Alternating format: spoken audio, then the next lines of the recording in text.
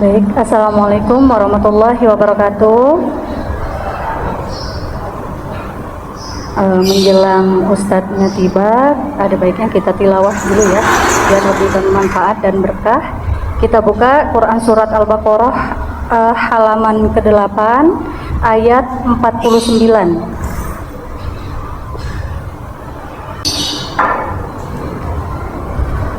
Sudah? Halaman 8 ayat 49. Kita mulai ya. Bareng-bareng. A'udzu billahi minasy syaithanir rajim. Bismillahirrahmanirrahim. Wa idh najjaynakum min ali fir'auna yasumunakum su'al azab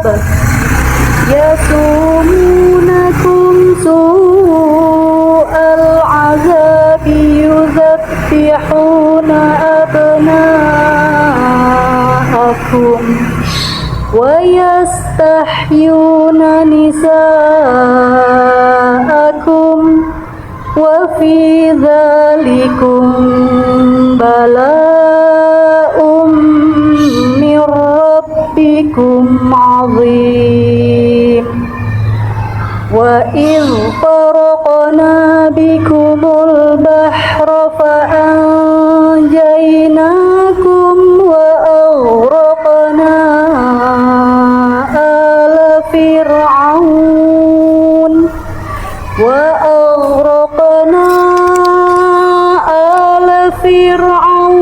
wa antum tanzurun. Dan ingatlah ketika kami menyelamatkan kamu dari Fir'aun dan pengikut-pengikut Fir'aun, mereka menimpakan siksaan yang sangat berat kepadamu. Mereka menyembelih anak-anak laki-lakimu dan membiarkan hidup anak-anak perempuanmu. Dan pada yang demikian itu merupakan cobaan yang besar dari Tuhanmu. Dan ingatlah ketika kami membelah laut untukmu, sehingga kamu dapat kami selamatkan dan kami tenggelamkan Fir'aun dan pengikut-pengikut Fir'aun, sedang kamu menyaksikan. Dan ingatlah ketika kami menjanjikan kepada Musa 40 malam, kemudian kamu, Bani Israel, menjadikan patung anak sapi sebagai sesembahan setelah kepergiannya, dan kamu menjadi orang yang zalim. Kemudian kami memaafkan kamu setelah itu, agar kamu bersyukur. Dan ingatlah ketika kami memberikan kepada Musa kitab dan Furqan, agar kamu memperoleh petunjuk. Dan ingatlah ketika Musa berkata kepada kaumnya, "Wahai kaumku, kamu benar-benar telah menzalimi dirimu sendiri dengan menjadikan patung anak sapi sebagai sesembahan. Karena itu, bertobatlah kepada penciptamu dan bunuhlah dirimu. Itu lebih baik bagimu di sisi penciptamu. Dia akan menerima tobatmu. Sungguh, dialah yang maha penerima tobat, maha penyayang." Dan ingatlah ketika kamu berkata, "Wahai Musa, kami tidak akan beriman kepadamu sebelum kami melihat Allah dengan jelas." Maka halilintar menyambarmu, sedang kamu menyaksikan. Kemudian kami membangkitkan kamu setelah kamu mati, agar kamu bersyukur. Dan kami menaungi kamu dengan awan, dan kami menurunkan kepadamu man dan salwa. Makanlah makanan yang baik-baik dari rezeki yang telah kami berikan kepadamu. Mereka tidak menzalimi kami, tetapi justru merekalah yang menzalimi diri sendiri. Shadaqallahul azim. Maha benar Allah dengan segala firman-Nya. Alhamdulillahirabbil alamin, wassalatu wassalamu ala asrofil anbiya'i wal mursalin wa ala alihi wa ashabihi ajmain wa man tabi'ahum wa ihsanin ila yaumiddin. Izinkan saya membacakan susunan acara. Yang pertama yaitu pembukaan, tilawah diikuti jamaah, pembacaan sari tilawah, yang tadi sudah sama-sama kita laksanakan. Selanjutnya tausiah, tanya jawab, penutup dan doa oleh Ustadz. Ibu-ibu anggota Majelis Taklim Al-Husna yang berbahagia, puji dan syukur kita panjatkan kehadirat Allah atas limpahan rahmat-Nya kepada kita, terutama nikmat iman, Islam, dan nikmat sehat walafiat, sehingga kita dapat berkumpul di tempat yang mulia ini untuk sama-sama mengkaji ilmu agama. Sehingga apa yang kita lakukan ini mendapat ridho dari Allah Subhanahu wa Ta'ala. Salawat dan salam semoga tercurah kepada junjungan kita, panutan umat yang paling mulia akhlaknya, yaitu Nabi besar Muhammad Sallallahu Alaihi Wasallam. Ibu-ibu hadirin sekalian, sebelum kita memulai taklim, marilah sama-sama membaca Sayyidul Istighfar dan doa menuntut ilmu. Allahumma anta Rabbi, la ilaha illa anta khalaqtani, wa ana abduka, wa ana ala abdika, wa wa'dika mastata'tu. A'udzubika min syarri ma sonatu, abu'u laka bi ni'matika alayya, wa abu bi zambi, faghfirli fa innahu la yaghfiruz dzunuba illa anta. Allahumma faqihna fidin wa alimat ta'wil. Selanjutnya marilah kita membaca Ummul Quran, yaitu surat Al-Fatihah. Semoga kepada kita Allah tetapkan iman Islam kita, Allah mudahkan rezeki kita, Allah sehatkan badan kita agar kita dapat menjalani perintahnya dengan baik, dan Allah mudahkan serta dibukakan pintu hati kita. Allah terangkan pikiran kita agar kita mudah menerima pelajaran, serta Allah jadikan anak-anak kita jadi hamba Allah yang soleh dan soleha. Amin ya Allah. Ala hadiniyah wa kulli niyatin solihah wa ila hadratin Nabi. Al-Fatihah. Alhamdulillah, guru kita Ustadz Rahmat Ilahi Abu Ridho MH MPDC DAI sudah berada di tengah-tengah kita. Untuk itu acara ini kami serahkan kepada Bismillahirrahmanirrahim. Assalamualaikum warahmatullahi wabarakatuh.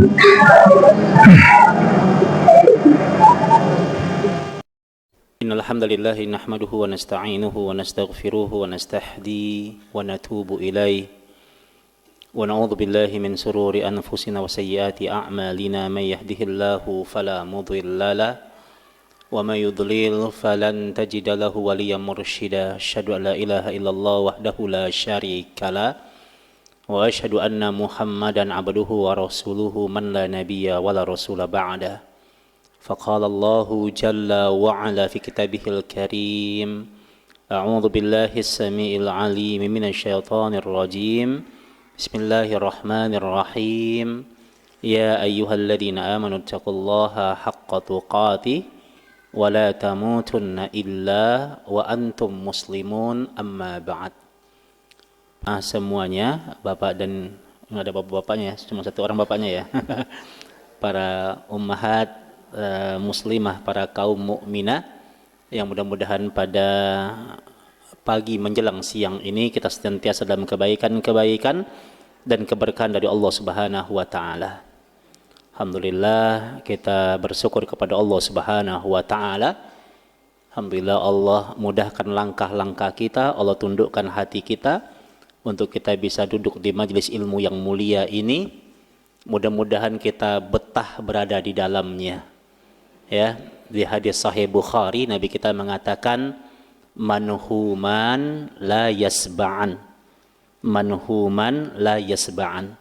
Kata Nabi kita, ada dua kelompok manusia yang tidak akan pernah kenyang di dunia.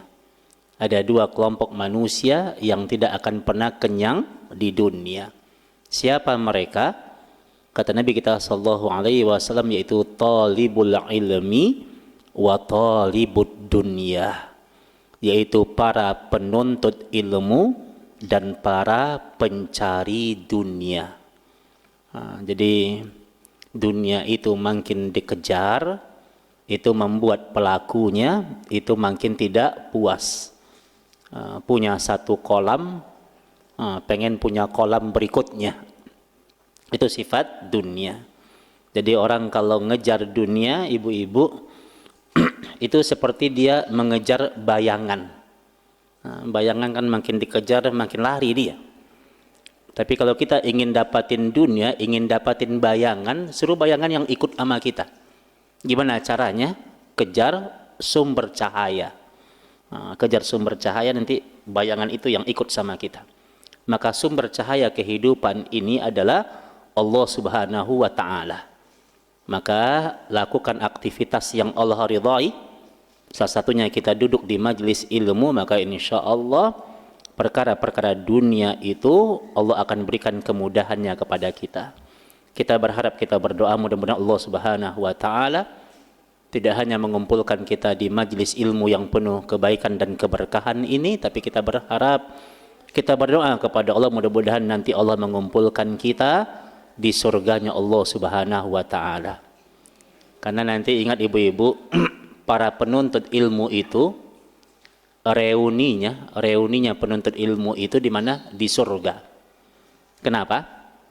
Karena jalan ilmu adalah jalan menuju surga. Itu Allah tetapkan. Man salaka tariqan yaltamisu fihi ilman sahhalallahu lahu bihi tariqan ilal jannah. Barang siapa yang meniti jalan untuk menuntut ilmu syar'i, belajar ilmu agama, maka Allah akan mudahkan baginya jalan untuk menuju surga. Nah, jadi ibu-ibu ini duduk di majelis ilmu rutin seperti ini, ibu-ibu, itu nama ibu-ibu itu viral di langit. Viral di langit. Kadang orang kan pengen viral di bumi apapun dia lakukan. Ya Bu ya. Nah, kadang dia joget-joget di TikTok gitu ya. Apa tuh pengennya? Pengennya viral di bumi. Tapi kalau kita duduk di majelis ilmu, mungkin di bumi orang tidak mengenal kita, tapi nama kita itu viral di langit. Allah yang mengatakan dalam lisan nabinya di hadis sahih Muslim. Jadi orang-orang yang duduk di majelis ilmu, wa dzakarahumullahu fi man 'inda. Namanya disebut-sebut oleh Allah di hadapan seluruh penduduk langit. Nah, jadi kalau kita duduk di majelis ilmu seperti ini, itu Allah sebut tuh dengan bangga nama kita di hadapan seluruh penduduk langit. Nah, Masya Allah ya, maka tempat nongkrong yang terbaik itu duduk di majelis ilmu.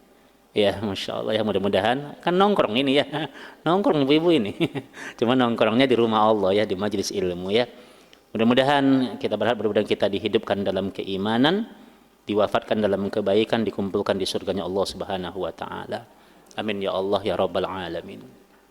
Selawat dan salam mudah-mudahan senantiasa tercurah kepada qudwah dan uswah hasanah kita, Nabi kita yang mulia, Nabi Muhammad sallallahu alaihi wasallam. Mudah-mudahan tercurahkan kepada para keluarga beliau, kepada para sahabatnya, ridwanullahi alaihim ajma'in, dan kepada kita umatnya yang mudah-mudahan tetap terus istiqamah berjalan dalam naungan Al-Quran dan As-Sunnah yang beliau bawa. Jemaah semuanya, pengurus kajian menghubungi saya dan meminta untuk kita mengangkat tema atau topik pembahasan berkaitan dengan kurban, ya, makna dan hakikat kurban. Saya rasa ini tema yang sangat bagus, topik yang sangat bagus karena kita sudah berada di momentum bulan Zulqa'dah 1446 Hijriah, dan Zulqa'dah itu satu di antara 4 bulan yang haram. Apa aja Bu bulan yang haram itu Bu? Zulqa'dah, Zulhijjah, Muharram, dan Rajab. Kata Al-Imam Hasan Al-Basri, 4 bulan haram ini maka Allah meningkatkan setiap amal soleh. Jadi kalau ibu baca Quran di bulan Zulqa'dah, maka nilai pahalanya lebih besar dibandingkan bulan Syawal, dibandingkan bulan Rabiul Awal, dibandingkan bulan Jumadil Akhir. Karena bulan haram itu bulan di mana Allah meningkatkan nilai pahala kita. Zulhijjah juga, kan 4 bulan yang haram, Zulqa'dah, Zulhijjah, Muharram dan Rajab. Makanya dikatakan dengan bulan haram. Ya, haram itu bisa maknanya terlarang. Ya, kalau berkaitan dengan perkara yang diharamkan, haram bisa maknanya kemuliaan. Seperti Masjidil Haram, masjid yang dimuliakan. Negeri haram, negeri yang dimuliakan. Makanya ini bulan haram, bulan yang dimuliakan. Bulan yang setiap amal ibadah itu ditingkatkan nilai pahalanya di hadapan Allah Subhanahu wa taala. Dan apa kata Imam Hasan Al-Basri? Wa kadzalikal itsm. Begitu juga dengan dosa. Jadi orang bikin dosa di bulan Zulqa'dah, di bulan Muharram, di bulan Zulhijjah, Rajab, itu juga kadar dosanya lebih besar dibandingkan bulan-bulan yang lainnya. Nah, jadi tahan diri kita untuk tidak bermaksiat kepada Allah. Ya. Dan ibadah kurban sesuai dengan tema yang diminta ini, Masya Allah, ini ibadah yang luar biasa. Hari ini kita ambil referensi kajian kita dari kitab Fathul Qarib. Ini kitab fikihnya mazhab Syafi'i, ya, yang dikarang oleh Al-Imam Ibnu Qasim Al-Ghazi. Beliau membuat kitab Fathul Qarib, ini penjelasan dari kitab Al-Ghaya wa Taqrib yang dikarang oleh Al-Qadi Abu Syuja' rahimallahu taala. Ini kitab yang dikenal di kalangan para penuntut ilmu, ya, yang kuliah di Madinah, kuliah di Mesir. Ini salah satu kitab yang wajib yang jadi referensi dalam kajian-kajian ilmu fikih dan menggali hikmah dari ibadah yang kita lakukan. Kalau kita melirik ke kitab-kitab yang seperti kitab Al-Wajiz, kitab Sahih Fikih Sunnah, kurban itu kan bahasa Arabnya adalah udhiyah. Nah, jadi kalau dikatakan kenapa kurban, itu makna asalnya dari kata koruba. Jadi kalau dikatakan kurban, apa pengertian istilah syar'inya? Yaitu hewan ternak yang telah ditentukan untuk disembelih. Jadi hewan ternaknya ditentukan, Bu. Ya, hewan ternaknya apa yang boleh disembelih? Yaitu domba atau kambing, sapi atau kerbau. Jadi kerbau boleh dikorbankan. Ini dijelaskan dalam kitab Mawsu'ah Fiqhiyah oleh Syekh Muhammad bin Shalih Utsaimin rahimallahu taala. Ya, atau onta. Ini hewan ternak yang ditentukan untuk disembelih. Ya, dan tidak boleh hewan yang lainnya. Jadi walaupun harga kuda itu lebih mahal daripada harga sapi, tapi kuda enggak sah untuk dikorbankan. Nah, ya, jadi hewan ternaknya ditentukan. Kalau kambing dengan domba disamakan jenisnya. Sama nanti perihalnya ulama berjihad sama dengan sapi dengan kerbau. Itu sama. Nah, ya. Jadi secara umum domba, kambing, sapi, onta, maka itulah hewan ternak yang ditentukan untuk dikorbankan dan dia disembelih pada hari raya Aidil Adha. Habis salat Aidil Adha dan kemudian dia disembelih di 3 hari tasyrik berikutnya. Nah, jadi orang bisa motong di hari raya Aidil Adha atau dia bisa memotong di 3 hari tasyrik di tanggal 11, 12 dan 13 di bulan Zulhijjah. Nah, itu namanya ibadah kurban. Kalau dia memotong di luar hari-hari itu, maka dianggap dia sebagai sembelihan yang biasa, bukan namanya kurban. Nah, ini kaidah tentang makna kurban. Dan apa hakikat dari ibadah kurban itu? Para ulama membahas bahwa hakikat dari ibadah kurban itu sesungguhnya adalah sebagai bentuk konsekuensi kita bertauhid kepada Allah. Jadi inti dari hakikat kurban adalah hakikat kita mukmin bertauhid. Dan tauhid tentu tidak hanya kita menuntaskan bab tentang rububiyah Allah menciptakan, uluhiyah kita beribadah kepada Allah, asma wa sifat kita mengimani asma dan sifat Allah yang mulia, tidak hanya sebatas teori itu. Tapi ketika kita ngaku sebagai umat yang bertauhid, maka tauhid itu menuntut pengorbanan. Nah, makanya ini tergambar ke dalam kisah seorang Abu Millah Siapa Abu Millah itu? Nabi Ibrahim alaihi salam. Nabi Ibrahim, Abu Millah. Seorang bapak tauhid. Dia yang mengajarkan umatnya untuk bertauhid.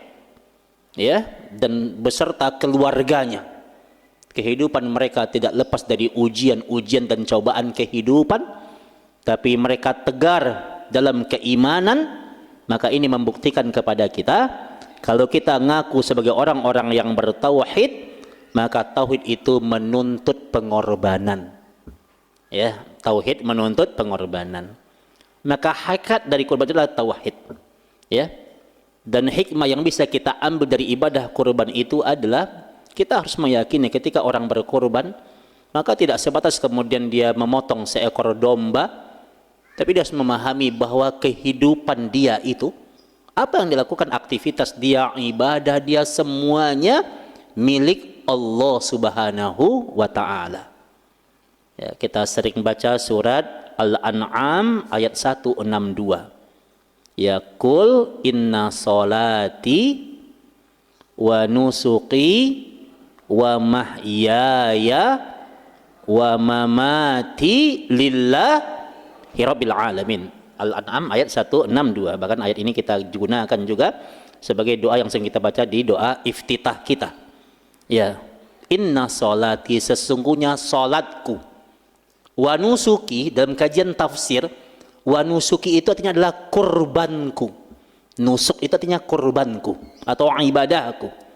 Wa mahyaya, dan kehidupanku, wa mamati, dan kematianku, lillahi rabbil alamin, ini untuk Rabb semesta alam.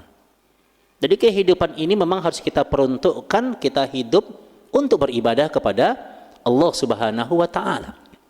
Jadi ingat ibu-ibu, kurban itu, ya, kalau kita melihat orang memotong domba, memotong kambing, sebenarnya yang disembelih hakikatnya yaitu rasa kepemilikan. Rasa kepemilikan terhadap dunia ini. Kalau kita udah ngerasa kita pemilik dunia ini, pemilik harta kita, pemilik rumah kita, pemilik anak-anak kita, itu kita akan enggan, akan malas untuk beribadah kepada Allah. Tapi putus ketika kurban itu mengajarkan kepada kita semuanya milik Allah, dan semuanya akan kita pertanggungjawabkan kepada Allah. Harta yang kita miliki itu hakikatnya hanya sebuah titipan dari Allah. Maka kalau kita dititipkan harta oleh Allah, dititipkan kita kesehatan oleh Allah, dititipkan kita jabatan oleh Allah, maka semuanya harus kita manfaatkan sebagai jalan untuk mentaati Allah dan beribadah kepada Allah. Nah, itu kaidahnya. Jadi yang dibunuh itu, yang disembelih itu adalah rasa kepemilikan. Karena semuanya milik Allah. Jadi nggak boleh dunia ini membuat kita lalai dari mengingat Allah.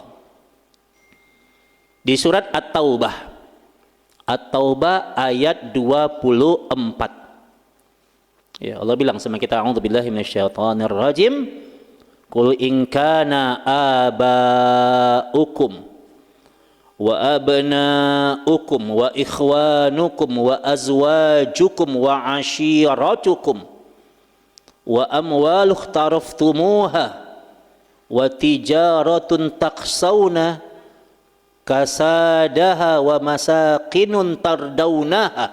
Allah bilang, ya, katakanlah jika bapak-bapak kalian, jika anak-anak kalian, jika saudara-saudara kalian, jika pasangan hidup kalian, jika anggota keluarga kalian, jika harta yang sedang kalian cari, ya, jika perniagaan jual beli yang kalian takut merugi, jika tempat tinggal yang kalian senangi, ahabbu ilaikum minallah, jika dunia ini lebih kalian cintai daripada Allah Subhanahu wa Ta'ala, ya, wa jihadi fi sabilihi, dan kalian enggan untuk berjuang di jalan Allah, ya, fatarabbasu hatta ya'tiyallahu bi amrih, maka kata Allah, tunggulah, Allah akan memutuskan sebuah urusan, sebuah perkara kepada kalian.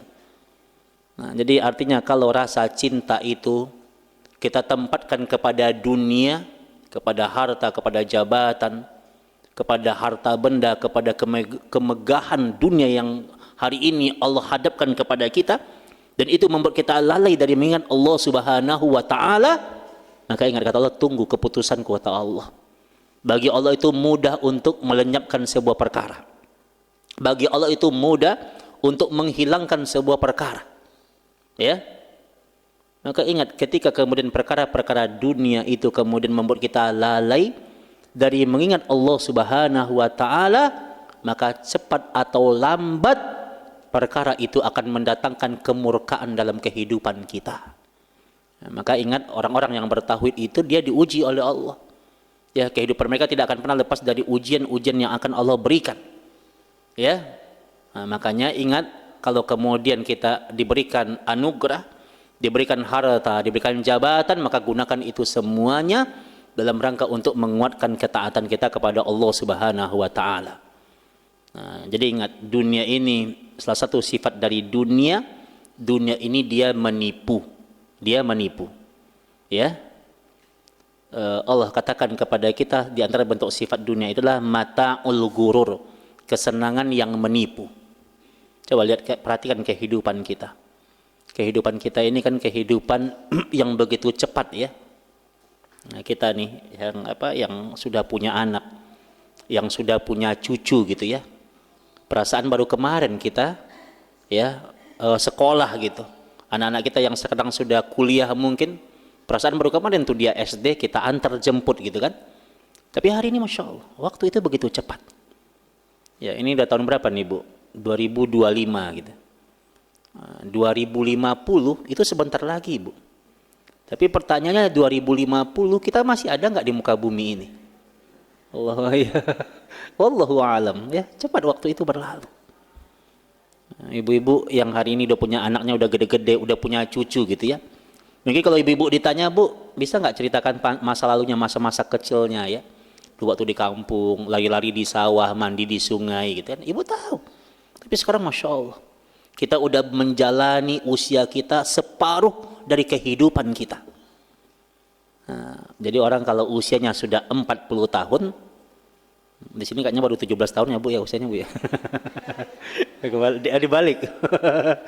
Ya, 40 tahun, apa kata Imam Hasan Al-Basri? Berarti dia telah menjalani separuh lebih dari kehidupannya. Nah, makanya Al-Quran mengatakan usia 40 tahun adalah usia peringatan. Ya, usia bersiap-siap untuk kembali. Ada seorang ulama besar namanya Fudail bin Iyad. Dia mendatangi seorang dan dia tanya kepada orang itu, berapa umurmu? Berapa umurmu? Kemudian orang itu mengatakan umurnya sittina sanatan. Dia bilang usiaku 60 tahun kata dia. Kemudian kata Fudail bin Iyad, sesungguhnya engkau telah melakukan perjalanan yang sangat jauh. Usiamu sudah 60 tahun, engkau sudah berjalan dalam perjalanan yang sangat jauh. Dan sebentar lagi engkau akan sampai di tujuan. Nah, apa itu maksudnya? Udah tahu ya, paham kita maksudnya ya. Jadi kalau udah 60 tahun, ini adalah usia-usia yang kita akan kembali kepada Allah Subhanahu wa Ta'ala. Maka ibadah kurban itu mengajarkan kepada kita untuk kita menjadi mukmin, di mana kehidupan ini harus kita peruntukkan hanya untuk Allah. Jadi kalau ibu-ibu nanti kurban, niatkan karena Allah. Karena kalau kurban itu jauh dari keikhlasan, beli domba, umpamanya beli domba yang gede, yang jantan, ya. Kalau niatnya bukan karena Allah, niatnya, bukan karena landasan tauhid, maka enggak diterima ibadah kurbannya. Kita kan masyhur kisah kurbannya Khabil dan Habil. Ya, dua anak Nabi Adam alaihi salam. Satu diterima oleh Allah, satu ditolak oleh Allah. Dan ini landasannya, ketika amalan itu asal-asalan bukan karena Allah, maka ditolak amalannya. Maka ibadah kurban itu mengajarkan kepada kita untuk kita ikhlas beramal, niatkan karena Allah. Karena kalau kita beramalnya karena Allah Subhanahu wa Ta'ala, maka Allah akan berikan yang lebih baik dari apa-apa yang kita kurbankan. Kurban yang kita laksanakan itu maka itu akan menjadi saksi di hadapan Allah. Ini adalah ibadah yang sangat agung. Kita menyembelih hewan kurban ya di hari yang sangat penuh dengan kemuliaan, hari yang penuh dengan keutamaan. Maka ibadah kurban menjadi sebuah ibadah yang sangat agung, yang nilai pahalanya berlipat kali ganda di hadapan Allah Subhanahu wa taala. Tapi amalan ibadah ini akan diterima oleh Allah ketika dibangun di atas keikhlasan karena Allah. Kalau niatnya karena Allah, maka ibadah kurban kita diterima oleh Allah Subhanahu wa taala. Ya. Para umat yang dirahmati Allah Subhanahu wa taala, ada satu kisah yang menarik. Ya, bagaimana kemudian kita beramal itu niatnya karena Allah. Ada satu kitab namanya kitab Wahyul Khalaf. Bagaimana kemudian kita bisa mulai detik ini kita niatkan ibadah kita karena Allah. Walaupun ibadah itu kecil, kalau niatnya karena Allah nilainya akan besar. Ada sebuah kaidah dari Al-Imam Ibnu Mubarak, kata beliau, rubba amalin kabirin tusaghiruhun niyah. Ada amalan-amalan yang begitu besar tapi menjadi kecil pahalanya, atau menjadi tidak ada pahalanya itu gara-gara niatnya. Niatnya enggak ikhlas karena Allah. Tapi rubba amalin saghirin, tapi ada amalan yang begitu kecil, enggak terlihat amalan itu, tukabbiruhun niyat, jadi besar pahalanya itu gara-gara niatnya tulus karena Allah. Perhatikan Bu, ini kisahnya menarik ini Bu. Saya dulu ketika ada daurah di Madinah, saya dapatin kisah ini. Jadi ini kisah nyata di zaman tabi'in, ya. Ada seseorang ulama terdahulu namanya Abu Syayyad. Abu Syayyad rahimahullahu taala. Abu Syayyad ini dia mengalami kefakiran. Dia ditimpa kemiskinan. Dia bangkrut dia. Sampai-sampai kemudian dia nggak bisa memberikan makan untuk istri dan anak-anaknya karena saking bangkrutnya. Ditimpa kefakiran, ditimpa kemiskinan. Nggak punya apa-apa dia. Sampai buat makan saja istrinya nangis, lapar istrinya. Anak-anaknya nangis, lapar, minta makan. Kemudian Abu Syayyad ini dia seorang nelayan. Dia ambil apa namanya tuh? Jala ya, apa tuh? Jaring ya. Nelayan yang buat nangkap ikan itu apa namanya Bu? Jala, Bang Jala namanya ya. Ya, takutnya di sini beda namanya gitu ya. Jala namanya. Dia ambil kemudian dia ke laut. Sebelum dia ke laut, ini kisah nyata, dijelaskan dengan kitab Wahyul Khalaf oleh para ulama. Sebelum dia nyampe ke laut, dia mampir ke gurunya. Dia punya kiai, dia punya guru, dia mampir ke gurunya. Dia minta nasihat ke gurunya. Ya guru, hidup ini susah banget ini. Ya ekonominya lagi terhimpit. Bingung, jangankan untuk sehari-hari buat ngasih makan anak dan istri aja susah. Gimana ini? Dia ngadu sama gurunya. Kemudian gurunya sholat sunnah 2 rakaat, sholat duha. Gurunya sholat 2 rakaat, kemudian gurunya berdoa. Mendoakan Abu Syayyad, ya Allah, ini muridku, berikan kemudahan dia. Agar kalau kemudian dia diberikan rezeki yang halal, dia dimudahkan dalam ketaatan, dia dimudahkan dalam ibadah kepadamu, ya Allah. Didoakan oleh gurunya. Kemudian ketika gurunya udah mendoakan, Abu Syayyad itu disuruh berangkat untuk nyari ikan. Dan kemudian dia ke laut, ya, dia tebar jalanya, dia bentangkan jalanya ke laut, dan kemudian dia mendapatkan ikan yang begitu besar. Dia dapatin ikan yang begitu besar. Habis dia dapatin ikan yang begitu besar, kemudian dia ke pasar. Dia membeli 2 roti. Jadi roti zaman dahulu, 1 roti dia kasih madu, 1 roti dia kasih mentega, ya, dia kasih mentega atau dia kasih keju gitu ya, 1 rotinya lagi. Kemudian roti itu sebelum dia bawa ke rumahnya, dia anterin ke gurunya. Kata dia, ya guru, ya imam, aku punya 2 roti ini. Silakan 1 untukmu dan 1 untukku dengan keluargaku. Silakan kau nikmati. Ini adab seorang murid kepada gurunya. Ya. Kata gurunya, enggak, kata gurunya. Ini rezeki kamu dua-duanya. Kata gurunya, kalaulah tadi aku berdoa untuk diriku, yang aku doakan diriku belum tentu aku dapatin ini. Tapi ingat keikhlasan seorang teman kepada temannya, doanya seorang sahabat kepada sahabatnya, Doanya guru kepada muridnya, doanya murid kepada guru, doanya orang tua kepada anaknya, anak kepada orang tua, itu doanya mustajab di hadapan Allah. Kalaulah kemudian tadi aku berdoa untuk diriku, belum tentu aku dapatin ini. Tapi aku berdoa untukmu. Aku doa kepada Allah, dan kemudian Allah berikan kemudahan rezeki ini untukmu. Kemudian dia diizinkan oleh gurunya untuk membawa 2 roti ini yang berisi keju dan madu. Kemudian dia pulang dengan bahagia, dia pulang ke rumahnya. Sebelum nyampe di rumahnya, kemudian di kisah itu dikatakan kemudian dia bertemu dengan 2 orang pengemis, Masya Allah. Ya, seorang pengemis ibu-ibu, dan ibu-ibu itu membawa putrinya yang sangat cantik, ya. Dan kemudian mereka dua-duanya kelaparan, lapar mereka dua-duanya, ya. Dan kemudian Abu Sayyid tidak berpikir panjang, dia katakan, ambil 2 roti ini untuk kalian, ambil 2 roti ini untuk kalian. Dikasih apa? Dikasih ibu yang pengemis ini sama anaknya, dikasih roti dua-duanya. Ini orang baik Abu Sayyid ini, dikasih ini untuk kalian dua-duanya. Kemudian apa? Kemudian anak gadis ini kemudian dia tersenyum, dia bahagia. Bahagia dia. Alhamdulillah, bahagia dia. Ya kebayang enggak kalau anak-anak kecil dia lihat bahagia, ya Allah, kayaknya kita puas banget gitu ngelihat anak-anak kecil itu bahagia. Senang hatinya, dia berterima kasih. Ya. Kemudian kemudian dikasih roti itu, kemudian mereka memakannya. Habis itu Abu Sayyidnya dia bingung, dia bingung, dia gimana nih, dia mau pulang ke rumah, dia gak bawa apa-apa, istri sama anaknya udah nangis kelaparan, bingung nih, dia mau ngapain ini. Kemudian dia kembali ke pasar, dia berpikir mungkin di pasar ada yang mau dia kerjain, mungkin ada yang mau dia angkut barang orang, mungkin ada yang bisa dia bantu untuk nyari duit untuk ngasih makan keluarganya. Sesampai di pasar, Masya Allah ya, sesampai di pasar, kemudian ada seseorang mengatakan, dullani, ada orang mengumumkan di pasar itu, dullani ala Abu Sayyid, kata dia, tunjukkan kepadaku di mana Abu Sayyid. Ada orang yang teriak-teriak, ya, di mana Abu Sayyid, di mana dullani ala Abu Sayyid, Abu Sayyid di mana Abu Sayyid, kata ada orang yang mencari dia.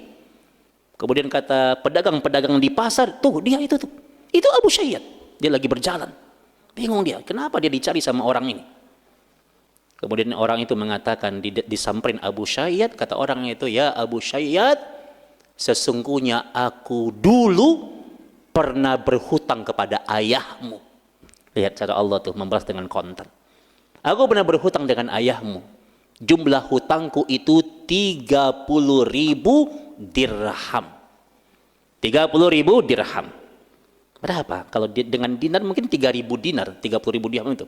Kalau kita beliin kambing, kalau mau mudah hitungannya, itu kalau beli kambing itu bisa dapat kambing 3.000 ekor kambing. Banyak itu duitnya. Masya Allah, lihat cara Allah. Ini kisahnya tadi kitab apa? Wahab Khalaf ya.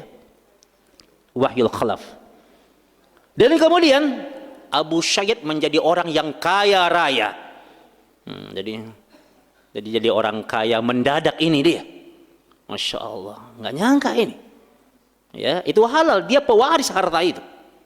Dan Masya Allah, di kisah itu dikatakan ketika dia jadi orang kaya, dia adalah orang yang sangat gemar bersedekah. Dia sangat gemar bersedekah. Ya, kata para ulama, di kisah itu dikatakan sekali dia bersedekah, sekali dia bersedekah, itu dia sedekah itu 1.000 dirham, 1.000 dirham. Dia memandang harta itu kecil. Dan apa yang dia katakan, kata dia, ketika aku bersedekah, ya, ditanya oleh murid-murid, kenapa ya Abu Sayyid, kenapa engkau begitu rajin bersedekah? Kata dia, aku bersedekah ini maka membuat hatiku senang. Kenapa aku bersedekah? Karena hatiku senang, makanya aku bersedekah. Setiap hatiku senang, aku bersedekah. Jadi tujuan dia bersedekah kenapa? Karena hatinya senang. Masya Allah. Kemudian di malam harinya, di kisah itu dikatakan, ini kisah nyata ini, di malam harinya kemudian dia bermimpi. Abu Sayyid ini bermimpi. Ingat, dalam kaidah sunnah dikatakan, Ibnu Syirin mengatakan bahwa mimpinya orang-orang soleh itu isyarat. Jadi ingat ibu-ibu, kalau ibu-ibu kemudian menjaga adab tidur, menjaga ibadahnya, menjaga bacaan Qur'annya, kalau ibu bermimpi, boleh jadi mimpi itu isyarat. Cara Allah ngasih informasi kepada kita. Dan di mimpi itu Abu Sayyid kemudian dia terkejut di mimpi itu. Karena di mimpi itu dikatakan dia dihadapkan dalam sebuah mizan. Apa itu mizan? Timbangan amal di hari akhirat nanti. Di hadis Nabi dikatakan timbangan amal itu dia punya 2 daun. Yang satu daunnya adalah amalan kebaikan, yang satu keburukan. Dan di mimpi itu ditunjukkan kepada Abu Syayyad, ternyata dosanya lebih banyak daripada amal solehnya. Bingung dia. Ya. Kemudian di mimpi itu kemudian diceritakan, kemudian dia protes. Dia bilang, kenapa dosaku lebih banyak? Kemana sedekahku? Setiap saat aku bersedekah 1000 dirham, 1000 dirham, 1000 dirham. Ya. Kenapa kemudian dosaku itu lebih banyak? Kenapa dosaku lebih banyak? Ya. Padahal dia sedekah itu 1000 dirham, 1000 dirham. Kemudian apa kata Allah? Kata Allah, sesungguhnya betul dosamu lebih banyak. Karena ketika engkau bersedekah, ya, engkau mengatakan engkau bersedekah itu karena sahwatun nafas. Apa itu sahwatun nafas? Karena kesenangan dirinya. Karena dia sedekah, kenapa? Engkau kan ditanya tadi, kenapa engkau bersedekah? Karena ketika aku bersedekah karena kesenangan diri, aina Allah? Di mana Allah?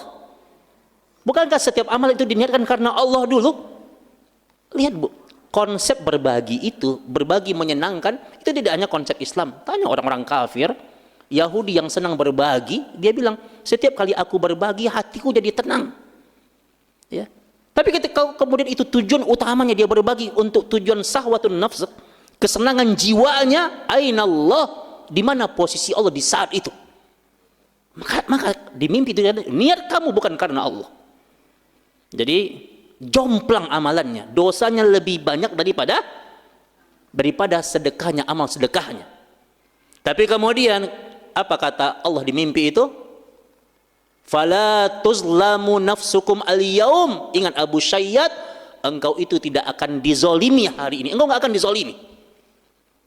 Ya. Ternyata kemudian amalannya menjadi sebuah amalan yang seimbang, kemudian dijadikan timbangannya itu sama berat dengan amalan ketika kemudian dia memberikan 2 roti kepada wanita pengemis itu. Bayangkan amalan 2 roti itu menjadi amalan yang memberatkan kebaikannya. 1000 dirham dikalahkan oleh 2 roti. Jadi sebanding itu. Jadi yang tadinya kebaikannya itu di bawah, dosanya lebih di atas, kemudian karena dia pernah bersedekah 2 roti. Dan 2 roti itu karena dia ikhlas karena Allah, jadi sebanding timbangannya. Masih sebanding ini. Masih sebanding. Maka lihat, amalan yang ikhlas, ingat kata di perkataan Imam Ibnu Mubarak, rubba amalin sakhirin tukabbiruhun niyah. Ada amalan yang mungkin sedikit dipandang oleh manusia, tapi kalau niatnya karena Allah, perkara itu mampu untuk menaikkan amal derajat amalan kita yang sangat besar di hadapan Allah. Jadi sebanding, yang tadinya di bawah kebaikannya kemudian jadi sebanding hanya gara-gara 2 roti. Dan kemudian kemudian amalan kebaikan menjadi melonjak tinggi, menjadi tinggi amalan kebaikannya. Kenapa? Karena ketika dia ngasih 2 roti itu, membuat gadis kecil itu bahagia tersenyum.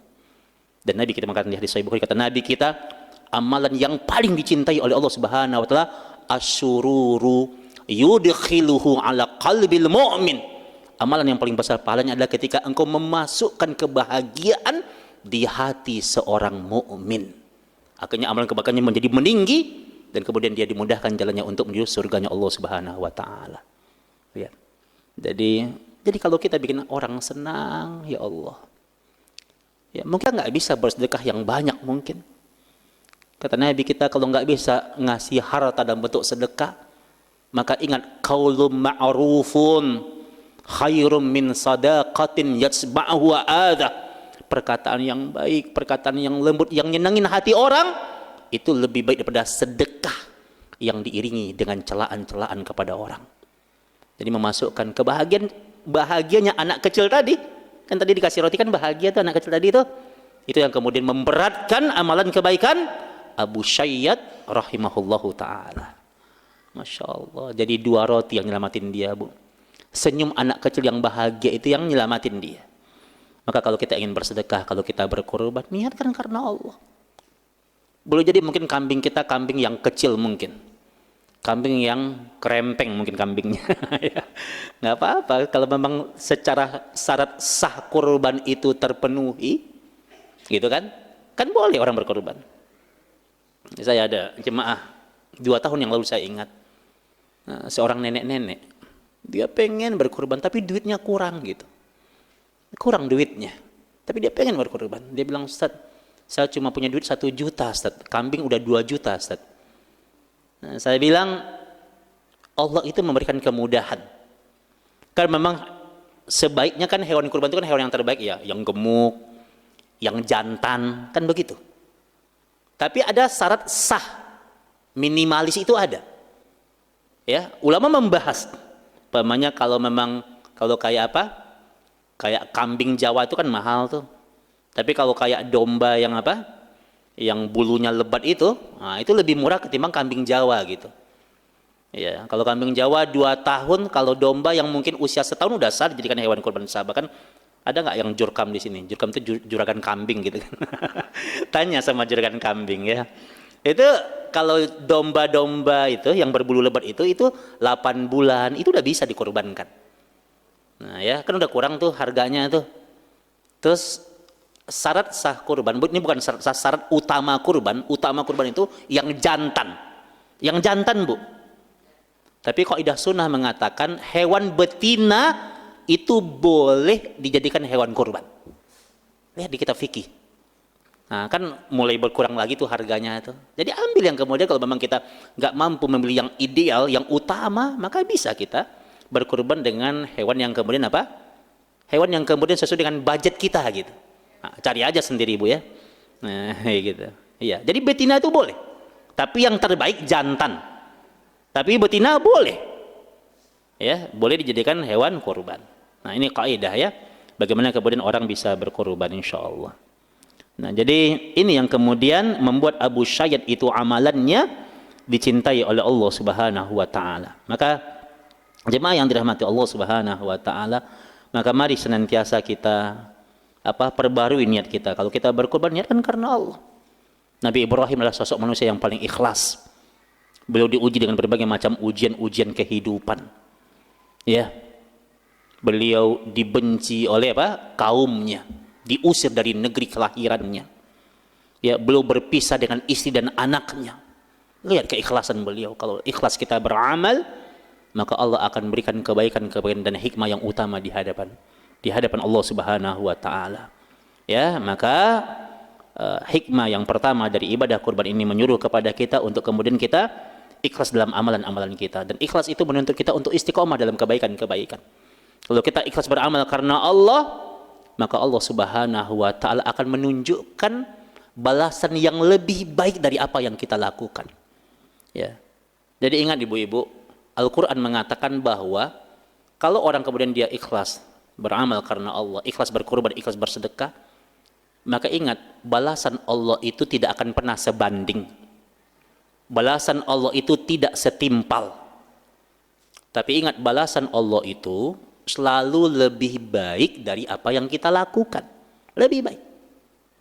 Dalilnya adalah An-Nahl 97. Karena di akhir ayat Allah katakan wala najziyannahum ajrahum bi ahsani ma kanu ya'malun. Kata Allah, kalau kalian beramal soleh, kalian berbuat baik, maka balasan Allah itu lebih baik dari amalan kalian. Jadi kalau kita berbuat baik satu umpamanya, balasan Allah itu nggak satu. Balasan Allah pasti lebih baik dari apa yang kita lakukan. Maka kalau kita berkorban niatnya karena Allah, kita tanam kebaikan karena Allah, maka tunggulah. Pasti balasan Allah lebih baik. Kalau Allah nggak balas di dunia, pasti di akhirat Allah balas. Lihat Siti Hajar, perjuangan Siti Hajar itu. Dia mencari zam-zam, dia mencari air dia. Dia sa'i, dia lari-lari kecil antara Safa dan Marwah. Mungkin kalau kita yang merasakan ibadah haji atau umroh, lumayan kan jauh. Kalau sekarang kan udah di keramik lantainya ya. Tapi dulu itu padang pasir yang dilewatin, padang pasir batu-batuan yang kasar, Bu. Bayangkan kaki wanita solehah itu kemudian menginjak batu-batuan yang kasar. Berdarah kakinya, Bu. Ya, lihat bagaimana kemudian Siti Hajar itu kemudian dia berjuang. Ya, dia mengurusi anaknya sendirian. Ketika kemudian dia ditinggalkan di padang pasir Mekah, Mekah ketika itu nggak dikenal Mekah ketika itu, negeri yang gersang, negerinya para penyamun, para perampok, negeri tempat mampirnya para perampok itu Mekah ketika itu, negeri yang menakutkan. Bayangkan wanita itu ditinggalkan di tempat itu. Ibu-ibu kalau ditinggalin sama suami di tempat begitu gimana? Diantarin ke hutan gitu kan, terus ditinggalin gitu ya. Masya Allah, nggak ada kita yang kuat. Bayangkan wanita itu kemudian dia mengalami itu. Kalau ibu baca kisah di tafsir Imam Ibnu Katsir itu menarik ya. Ketika Ibrahim meninggalkannya itu dikejar sama Siti Hajar, dikejar bu. Dikatakan, ya Ibrahim ilaman takiluna. Dikejar suaminya, wahai Ibrahim, dengan siapa engkau tinggalkan kami di tempat ini? Ini nggak ada orang di sini.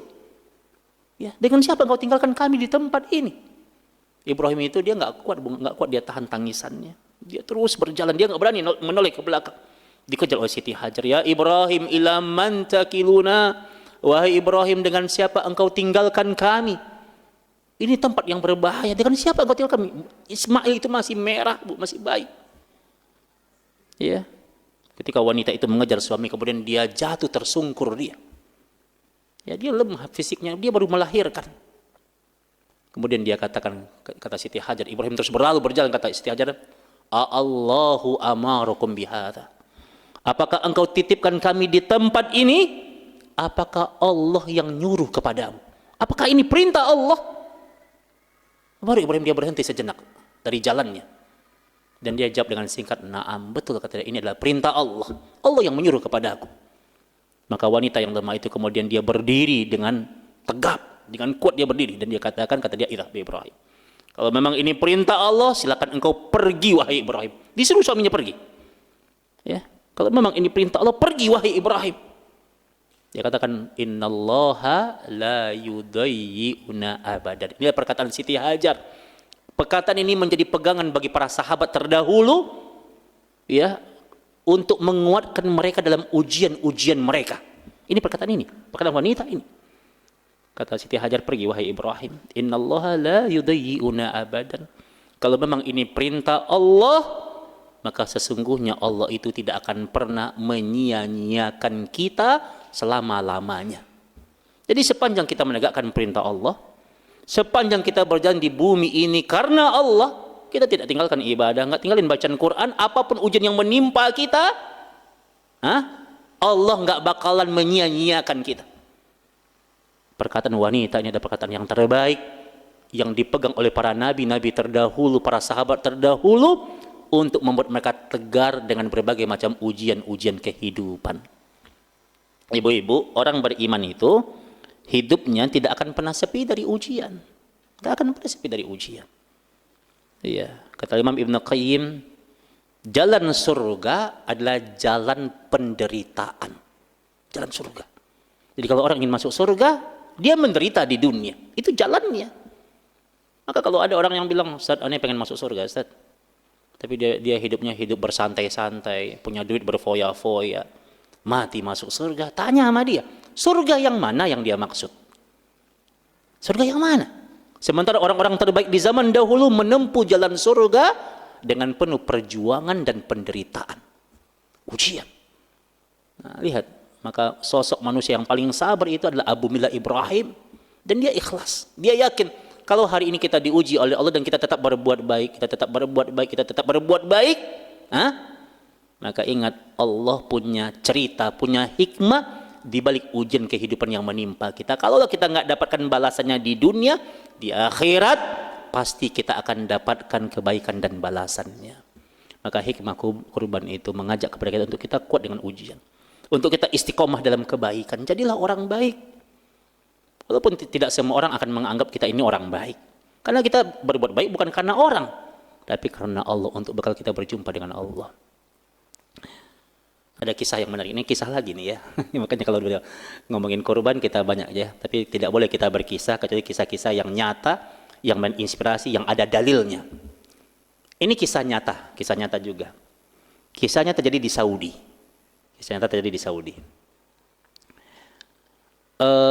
Saya dapatin kisah ini ketika ada daurah dari para masyayikh Dan kisah ini Masya Allah bagi saya termasuk kisah yang menakjubkan. Kisah ini kisah nyata. Terjadi di tahun 90. Jadi kisah baru ini, tahun 90-an tadi kisahnya. Jadi ada pasangan suami istri. Mereka berdua orang-orang soleh. Suaminya soleh, istrinya soleha. Jadi dua-duanya orang-orang baik ini. Orang baik, rajin bantuin orang. Kalau ada orang yang susah dibantuin. Dua-duanya kompak. Pokoknya dua-duanya yang ada dalam fikirnya bantuin orang. Kadang mereka dalam kekurangan pun mereka ingin bantu orang. Kompak dua-duanya. Orang baik dan dikenal memang orang baik, di lingkungan dikenal dengan orang baik. Ya. Bantu orang enggak pandang bulu. Siapapun dia bantu di Saudi. Dan istrinya ini punya teman. Istrinya punya teman, perempuan akhwat temannya. Dan kemudian temannya ini juga apa? Temannya kemudian apa? Juga orang baik dan temannya ini kemudian diuji oleh Allah. Ya. Suaminya meninggal dunia, temannya ini. Kemudian temannya ini menjadi janda. Dan temannya ini diuji oleh Allah. Temannya ini adalah seorang wanita yang cacat. Wanita yang cacat. Jadi dia kalau dia ingin pindah ke satu tempat, dia lagi duduk ingin pindah ke satu tempat, maka dia nggak bisa berjalan. Dia merangkak dia, Bu, merangkak. Ya, dari seorang janda, suaminya meninggal dan dia cacat. Dan kehidupannya diuji dengan kefakiran. Fakir, dia kekurangan harta, dia miskin kondisinya. Kemudian kata istrinya, dua orang begini, pasangan suami istri, dia bilang, kata dia, suamiku, gimana kalau temanku ini kita rawat? Ya, dia nggak ada siapa-siapa ini, kita rawat dia. Kita bawa ke rumah kita rawat dia. Kata siapa? Kata istrinya ini. Suaminya berpandangan umum saja. Kata suaminya, ya nggak apa-apa. Membantu orang itu pahalanya besar. Kita niatkan karena Allah, kita bantu dia. Ya. Kemudian mereka sepakat, kemudian wanita yang cacat ini dibawa ke rumahnya, dirawat, dikasih makan, dilayani betul-betul. Ya, temannya ini dibawa ke rumah, dilayani, wanita cacat ini. Kemudian sehari, 2 hari, seminggu, 2 minggu nggak ada masalah. Sebulan, 2 bulan, masuk bulan yang ketiga, suaminya mulai risih, Artinya suaminya mulai terganggu. Tapi ini alasannya syar'i. Dia bilang sama istrinya, ya istriku, kata dia, bagaimanapun wanita ini bukan mahramku. Ya, ketika dia tinggal di rumah kita, maka jujur aku ini merasa risih, aku terganggu. Ya, dia bukan mahramku. Kemudian istrinya mengatakan, ya udah, kata istrinya, kalau memang dia bukan mahrammu, engkau merasa terganggu, kata istrinya, halalkan dia. Nikahi dia. Gampang amat ya. Kata istrinya, nikahi dia. Masya Allah. Ini kisah nyata nih, Bu. Ya. Di Saudi kejadiannya tahun 90-an. Kata suaminya, bagaimana mungkin aku menikahi dia? Sementara aku tidak mencintai dia. Aku nggak cinta sama dia, nggak mungkin aku menikahi dia. Tapi katanya kita harus bantu dia. Kondisinya dia cacat ini, dia nggak punya siapa-siapa, kita harus bantu dia. Dan Allah mentakdirkan dia bersama kita. Tapi kata suaminya, aku nggak mungkin nikahin dia. Aku nggak cinta sama dia, kata suaminya. Apa kata istrinya?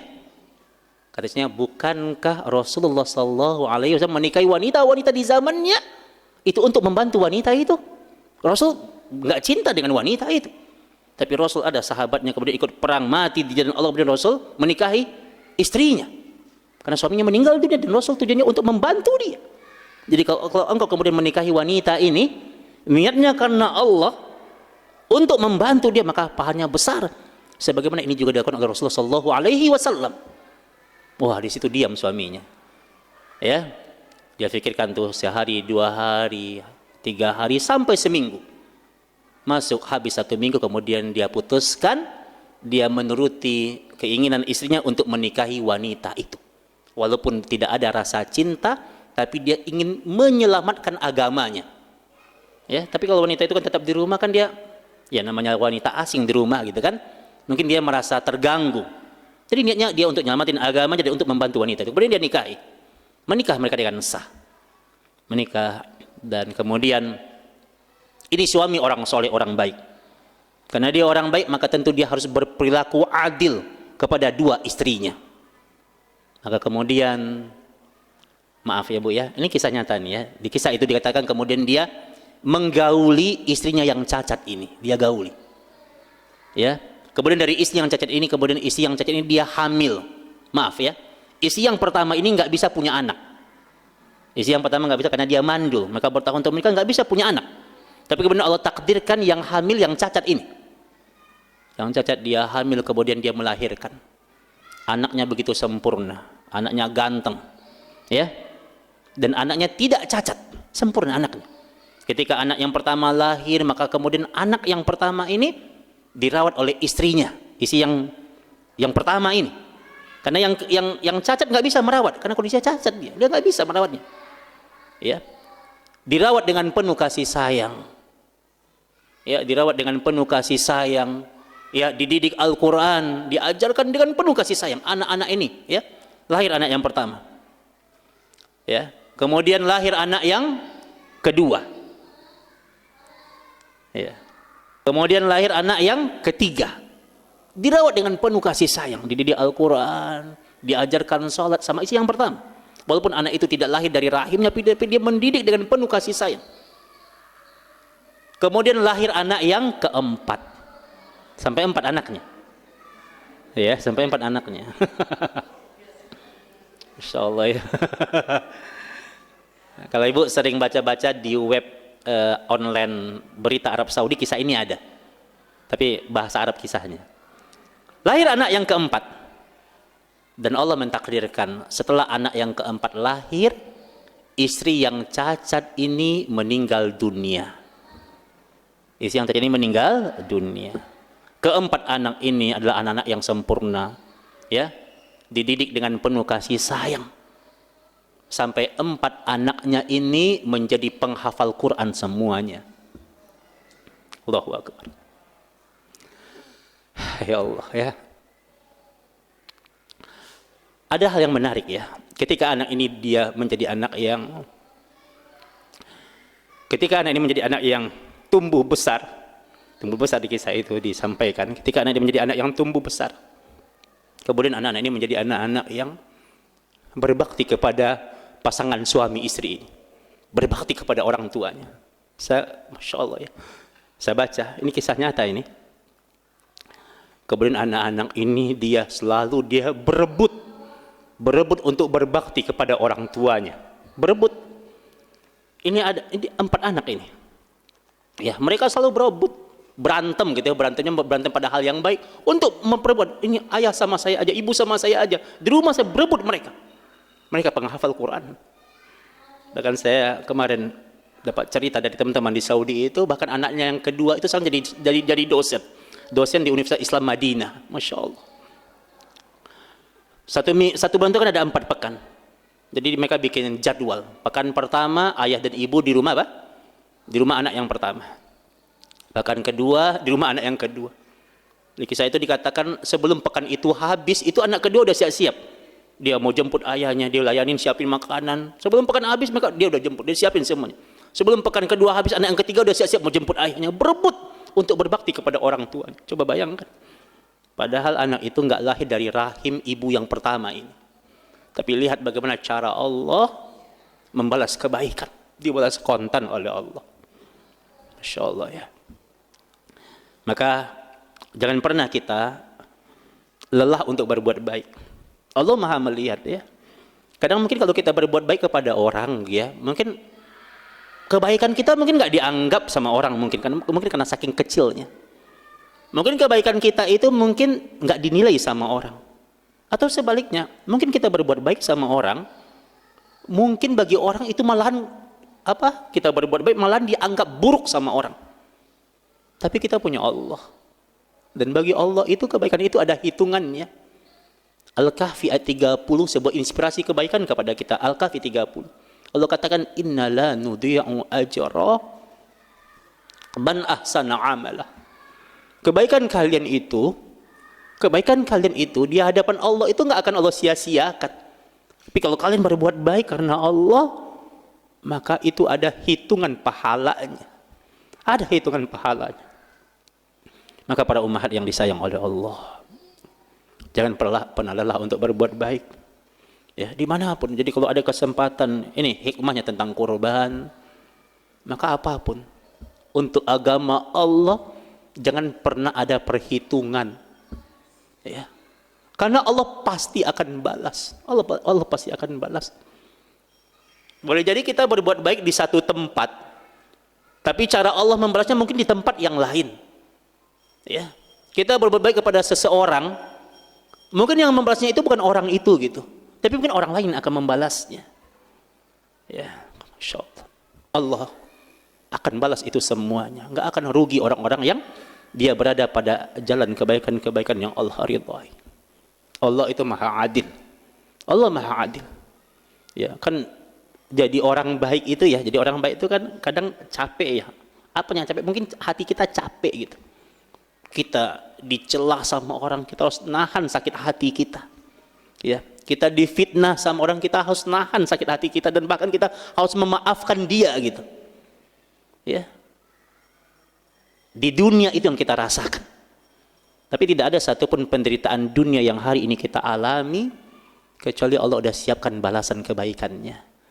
Nah, maka ibadah kurban ini mengajarkan kepada kita bahwa jangan pernah lelah dalam kebaikan-kebaikan. Belajarlah dari sejarah ya keluarga yang diberkahi.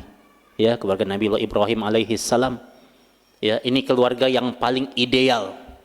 Ya, karena suaminya orang baik, istrinya orang baik, anak-anaknya orang baik. Dan kadang kehidupan itu tidak seideal yang kita inginkan. Ada wanita, dia wanita soleha, diuji oleh suami yang durhaka kepada Allah. Dia rajin datang ke majelis taklim, suaminya nggak pernah ke masjid. Ini ujian. Tapi bagaimanapun suami itu jalan surga bagi dia. Jalan surga bagi dia. Ya, dia tetap wajib mentaati suaminya pada hal-hal yang tidak mendurhakai Allah. Ya. Ada suaminya orang baik, tapi istrinya ahli maksiat. Seperti keluarganya Nabi Lut. Ya, seperti keluarganya Nabi Nuh. Laki-lakinya orang soleh. Tapi kemudian apa? Diuji oleh kemudian apa? Istrinya yang durhaka sama Allah. Ada istrinya soleha, suaminya yang durhaka. Seperti kisahnya Asyiyah, wanita yang soleh. Tapi itu pintu surgamu, bersabarlah. Lihat anak-anak ya. Ya. Kan sampai kemudian ketika suaminya durhaka kepada Allah, kemudian dia ikut-ikutan durhaka sama Allah. Anak-anak nanti nggak punya pegangan. Ya, lihat anak-anak, bersabar. Ya, jadi kaidah sunnah itu mengatakan istri itu kalau dia mentaati suaminya karena suami, maka dia akan kecewa. Jadi ibu-ibu nih, taat sama suami karena suami itu kecewa, Bu. Karena banyak perangai suami yang nggak cocok sama istri. Kenapa istri harus mentaati suami? Karena Allah. Ini kan karena Allah. Karena suami itu jalan surga bagimu kalau yang dia suruh sesuatu yang tidak mendurhakai Allah. Suami dia sayang sama istri kalau karena istri kecewa dia. Banyak perangai istri yang nggak cocok sama suami. Tapi suami wajib untuk menyayangi istrinya. Wajib bertanggung jawab dengan istrinya. Kenapa? Karena Allah. Kenapa? Karena istri itu jalan surga bagi suami. Mana dalilnya? Nabi kita bilang sama kita, khairukum li ahli. Sebaik-baiknya kalian adalah orang yang paling baik kepada keluarganya.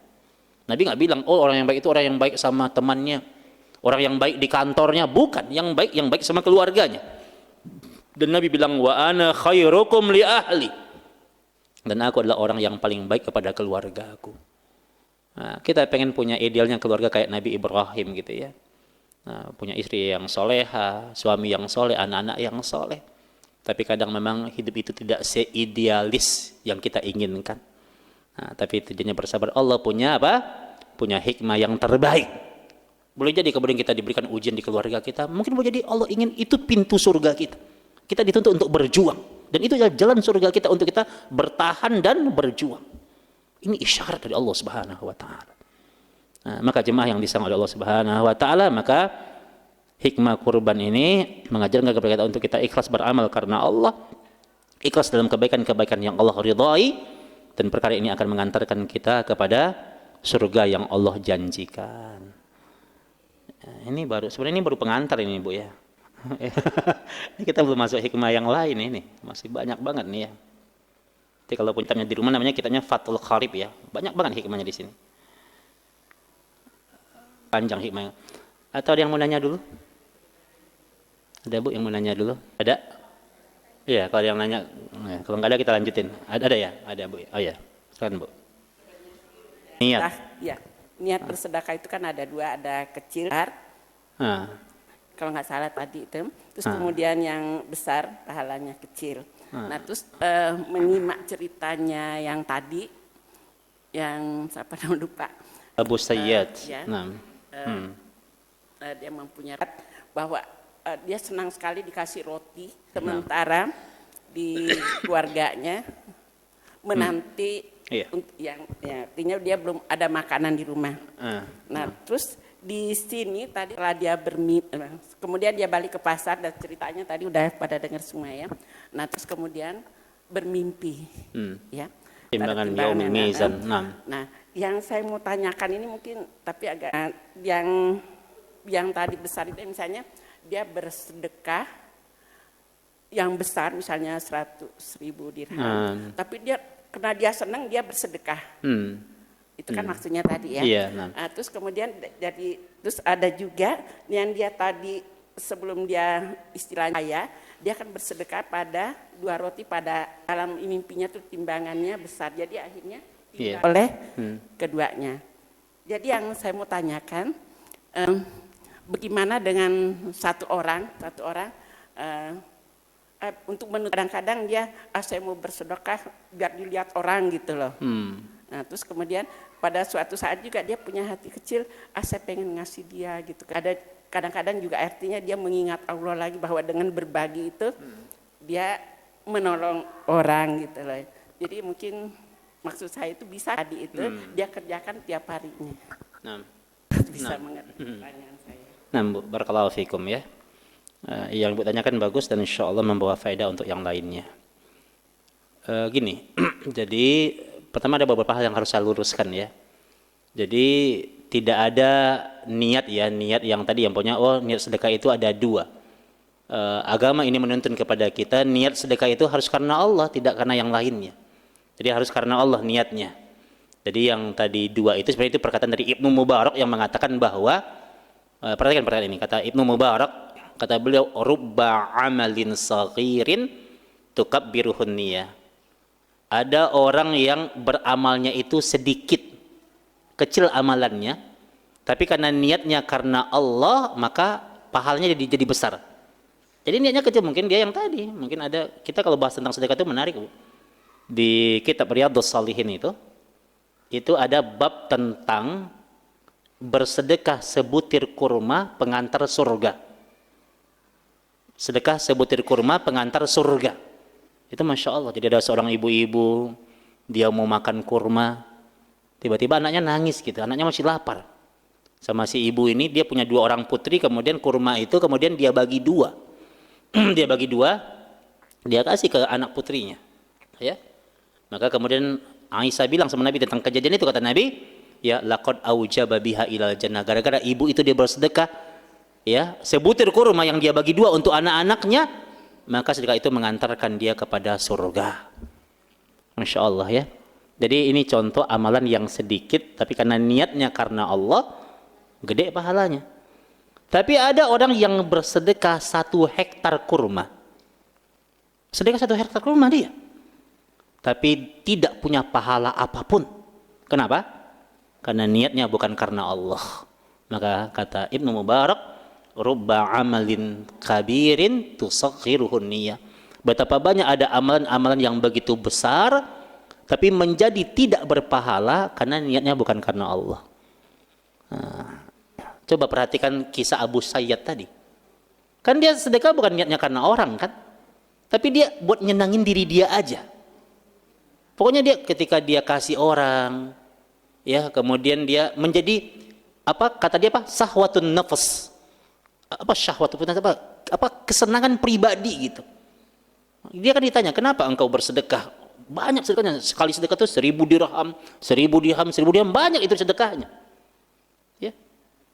Kata dia, aku sedekah ini karena ketika aku bersedekah hatiku senang, hanya karena alasan kesenangan dia saja. Maka ditanya sama Allah di akhirat, aina Allah? Di mana? Kalau begitu, kalau memang hanya untuk kesenangan jiwa, Allah itu di mana posisinya di hatimu? Gak ada posisi Allah di situ. Hanya karena kesenangan dia aja. Makanya dia keburukannya lebih banyak gitu. Jadi kalau buat diri kita saja sedekah, itu saja kemudian sudah mengakibatkan kemudian kita tidak berpahala, apalagi kalau niatnya semata-mata karena orang gitu. Nah gitu ya. Nah jadi jaga niat kita, ini perkara yang paling berat. Kata Ibnu Mubarak, yang paling berat itu adalah menjaga niat. Karena boleh jadi begini, di kajian akidah itu dibahas, ada orang yang awalnya ikhlas kemudian dia nggak ikhlas gitu. Jadi yang berat pada bab keikhlasan adalah bukan ikhlas, bukan ikhlasnya, tapi yang berat pada bab keikhlasan adalah merawat keikhlasan. Ulama membahas begini, pokoknya ada orang dulu 10 tahun yang lalu dia merantau ke Jakarta, dia belum jadi apa-apa, dia merantau datang ke rumah kita bantuin, kita cariin pekerjaan, kerja dia. 10 tahun berlalu, tiba-tiba kita berpapasan sama dia.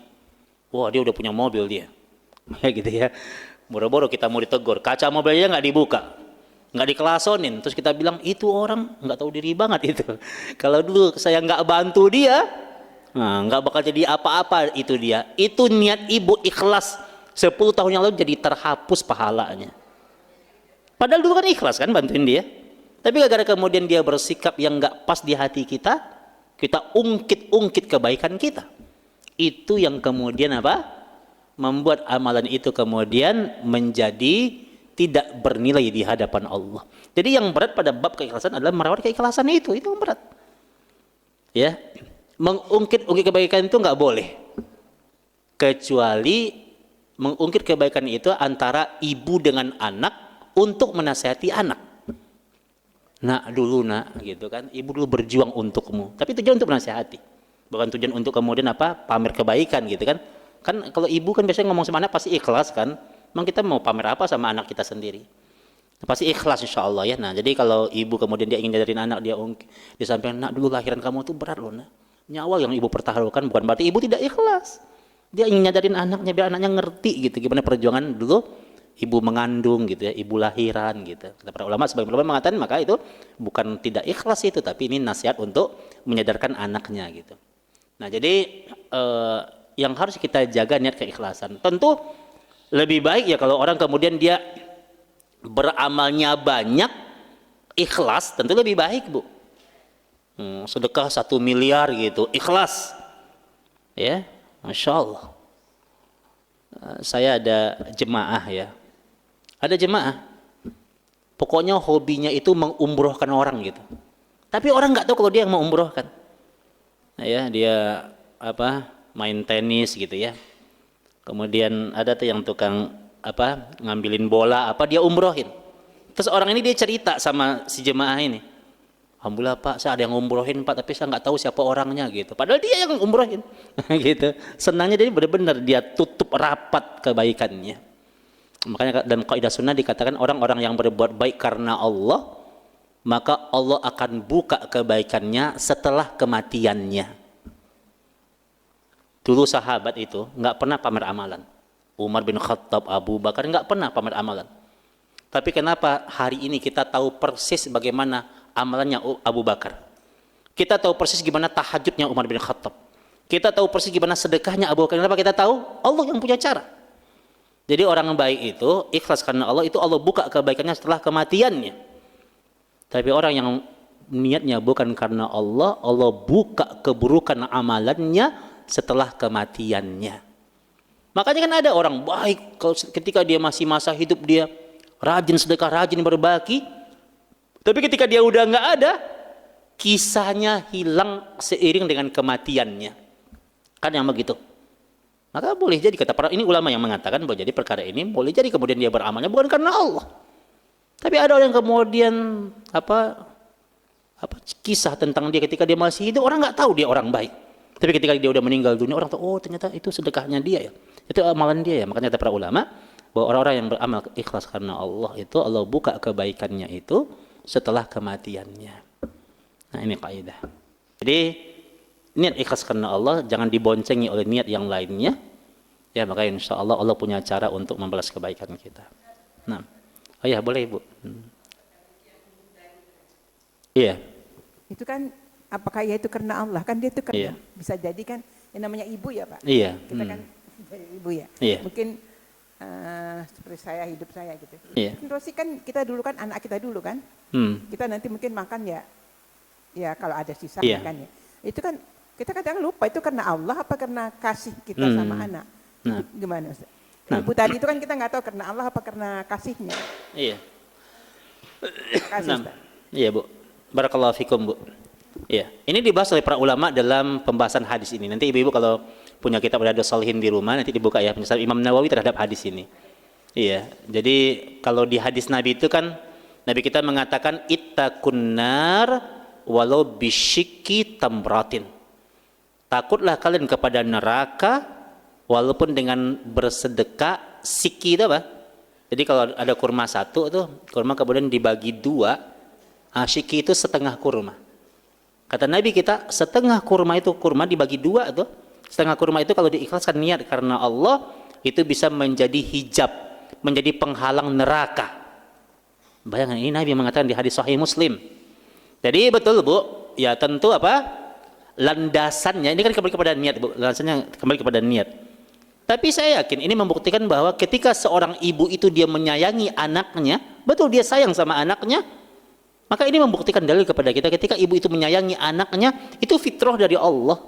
Kasih sayang itu kan Allah yang menganugerahkan. Jadi kita sayang, kita benci, kita marah, itu kan Allah yang mengendalikan hati kita tuh. Makanya kasih sayang kita kepada anak itu fitrah. Fitrah itu apa ya bahasa kita ya? Itu pemberian dari Allah gitu. Dan tentu dalam hadis ini dikatakan tentu seorang ibu ini menyayangi anak dalam konteks hadis ini tentu dia niatnya karena Allah. Ya. Umpamanya seorang suami nih. Iya. Niat itu kan sebenarnya perkara yang di dalam hati itu, perkara dalam hati kita, sesuatu yang menghujam perkara yang tulus dari bahasa, dari suara hati kita itu adalah niat kan. Nah gitu, dan Allah yang tahu apakah niatnya karena manusia atau karena Allah gitu. Ulama itu membahas gini, punya seorang suami kemudian dia berangkat pagi itu, dia berangkat subuh, dia berangkat pulang malam, dia mencari nafkah. Kalau kemudian dia melihat nyari nafkah itu kan kewajiban kan, makanya kata Nabi kita ada dua orang yang sama-sama bekerja. Yang sama-sama bekerja. Tapi yang satu kemudian dia bekerja niatnya karena Allah. Ya sama-sama berangkat pagi, sama-sama pulang malam. Yang satu niatnya karena Allah, yang satu niatnya hanya untuk mencari harta. Maka kalau kemudian niat ini karena Allah dan kemudian dia punya tanggung jawab kepada keluarganya, maka pahalanya besar dan itu bisa menghapuskan dosa-dosanya. Jadi sama-sama berangkat pagi, sama-sama pulang malam, sama-sama kemudian gajian di akhir bulan. Tapi boleh jadi kemudian satunya berpahala, satunya berdosa. Kalau kemudian dia keluar rumahnya niatnya hanya untuk hanya sekedar mencari harta, maka dia gak dapetin pahala. Tapi kalau niatnya saya harus bekerja karena saya laki-laki, karena saya bertanggung jawab untuk keluarga saya, dan ini Allah yang memerintahkan, itu maksudnya, maka berarti dia ikhlas karena Allah. Maka seorang ibu yang sayang sama anaknya lapar dan dia kasih kepada anaknya, maka ingat menyayangi anak itu perintah Allah. Nah itu maksudnya, di situ kaitannya. Karena dia menyadari itu adalah perintah Allah, maka dia sayangi anaknya. Maka otomatis kata ulama berarti niatnya karena Allah. Makanya Nabi kan langsung respon Nabi kan. Nabi itu tidak pernah mengklaim seseorang masuk surga kecuali Allah yang mewahyukan. Dan berarti Allah kan tahu. Ketika si ibu ini kemudian dia bersedekah kurma itu kepada anaknya, dan Allah tahu kan hatinya. Berarti artinya niat. Jadi ketika dia menyayangi anaknya, kita sayang sama anak-anak kita, niat kan karena Allah. Maka Nabi respon langsung, kata Nabi, laqad aujaba biha ilal jannah wa a'taqaha minan nar. Wanita ini dibilang sama Allah dia masuk surga, dan gara-gara kurma yang dia sedekahkan satu butir itu membuat dia terbebas dari api neraka. Jadi alasannya Bu, dia sayang sama anaknya, tapi dia sayang sama anak-anaknya itu karena Allah yang memerintahkan. Dia menyayangi anak cucunya karena itu perintah Allah. Nah, maka ingat, perkara ini yang kemudian mengantarkan dia kepada surganya Allah Subhanahu wa taala. Karena dia ingin menegakkan perintah Allah. Nah, ya. Iya, tidak disebut Allah pun enggak apa-apa. Oh, ini saya niatnya, ini saya kasih antum ya, saya kasih ibu ya, karena Allah loh, nggak usah begitu. Gitu ya. Nggak usah begitu juga gitu ya. Jadi artinya niat itu perkara di hati. Iya. Iya, betul Bu. Jadi ikhlas itu dia dampak. Ikhlas, kemudian hati kan berbagi itu kan hati senang. Bahkan penelitian itu banyak dikemukakan oleh orang-orang barat malahan. Maka konsep berbagi itu tidak hanya konsep Islam, bahkan orang-orang yang mungkin agamanya berbeda dengan kita pun mereka senang berbagi. Kan ada konsep ya, berbagi bikin hati jadi senang, berbagi bikin harta bertambah. Di konsep para pebisnis mereka juga punya konsep begitu. Ya. Apalagi Islam lebih sempurna lagi gitu ya. Nah, jadi tapi ingat, kalau kita berbagi hati kita senang, kalau kita berbagi harta kita makin bertambah, itu dampak. Dan dampak itu tidak boleh jadi tujuan. Dampak itu tidak boleh jadi tujuan. Maka kisah Abu Syayyad ini dia jadi tujuan dia. Ditanya, kenapa engkau bersedekah? Ya saya senang, kata dia. Ditanya alasannya kenapa? Aku senang aja. Tidak dimunculkan gitu ya. Jadi kalau kita oh saya sedekah ini, bahwa saya setiap sedekah yang saya berikan itu kemudian menjadi investasi untuk akhirat karena Allah gitu, itu kan lebih baik. Ya. Jadi kalau alhamdulillah bersedekah kemudian senang, itu dampak, itu efek kebaikan dari bersedekah. Tapi itu tidak boleh jadi tujuan. Kenapa kita bersedekah? Maka niat kita karena Allah. Karena Allah yang perintahkan, kita berharap nyari ridho Allah. Ibu-ibu, ibadah itu punya rukun. Ini yang jarang kita tahu. Kita yang tahu apa? Syarat kan? Kalau syarat ibadah apa syarat ibadah? Syarat ibadah kita diterima apa syaratnya? Ikhlas. Terus? Ittiba. Ikuti sunnah Nabi. Ibadah itu asyaratu minas suruti qabulil fil ibadah. Syarat ibadah diterima itu ada dua. Ikhlas karena Allah dan ittiba sesuai dengan sunnah yang Nabi ajarkan, itu syarat ibadah. Tapi ibadah itu ada rukun, Bu. Ini yang jarang orang tahu. Apa rukun ibadah? 3. Apa? Di kitab akidah dijelaskan. Rukun ibadah itu ada 3. Mahabbah, al-khauf, ar-roja. Orang beribadah itu karena dia mahabbah, karena dia mengharapkan ridho Allah. Itu rukun. Jadi kalau ada orang beribadah dia nggak berharap ridho Allah, nggak sah ibadahnya. Nah itu yang tadi penyebab kenapa ada sedekah yang ditolak. Jadi syarat rukun pertama, rukun itu ada satu yang nggak boleh ditinggalkan. Kenapa kita sholat? Kenapa kita duduk di majelis ilmu hari ini? Ada rukunnya, karena kita cinta dengan perintah Allah. Kita harap kita duduk di sini nih, yang kita harapkan ridhonya Allah. Maka sedekah itu harus mencapai ini dia. Tujuannya, rukunnya. Kenapa antum bersedekah? Karena perintah Allah ini. Aku mengharapkan ridho Allah, bukan ridho manusia. Yang kedua rukun ibadah itu adalah al-khauf. Kenapa kita beribadah? Karena kita takut dengan neraka Allah. Kita takut dengan siksaan Allah. Dan ini nggak dilarang, Bu. Orang kalau kemudian dia beribadah karena dia takut dengan neraka Allah, nggak dilarang. Masyru', bahkan ini disyariahkan. Karena Allah cerita tentang dahsyatnya nerakanya. Jangankan kita makhluk yang lemah. Allah bilang sama kita, malaikat yang punya kekuatan yang besar, kata Allah, malaikat Jibril itu ketika dia melihat neraka, kata Rasul, Jibril itu seperti karpet yang usang karena saking takutnya dengan neraka. Maka Allah nyuruh kita takut dengan neraka Allah. Yang ketiga rukun ibadah itu adalah ar-roja. Roja itu harapan. Kenapa kita beribadah? Karena kita mengharapkan surga Allah. Di pelajaran akidah dikatakan tidak terlarang orang beribadah mengharapkan surga. Ibu-ibu masih doa gini kan, doa Rabbana atina fid dunya hasanah, masih kan pakai doa itu? Itu doa minta surga, Bu. Simak tafsir Al-Imam Ibnu Katsir. Di situ ada kalimat wa fil akhirati hasanah, ya Allah berikan kami kebaikan akhirat. Ulama sepakat kebaikan akhirat adalah minta surga. Maka 3 ini nggak boleh lepas salah satunya. Harus. Jadi kalau ibu beribadah, kenapa ibadah? Karena saya mengharapkan ridho Allah. Karena saya takut dengan neraka Allah. Karena saya berharap masuk dalam surga Allah. 3-nya dipakai, nggak boleh ada yang ketinggalan. Kalau ketinggalan nggak sah ibadahnya. Ini kaidah, ini rukun. Rukun itu sesuatu yang nggak boleh ditinggalkan. Rukun sholat apa di antaranya rukun sholat? Membaca Al-Fatihah, rukun sholat. Kalau orang sholat nggak baca Al-Fatihah, sah nggak sholatnya? Begitu. Kalau orang ibadah nggak ada rukun ini, nggak sah ibadahnya.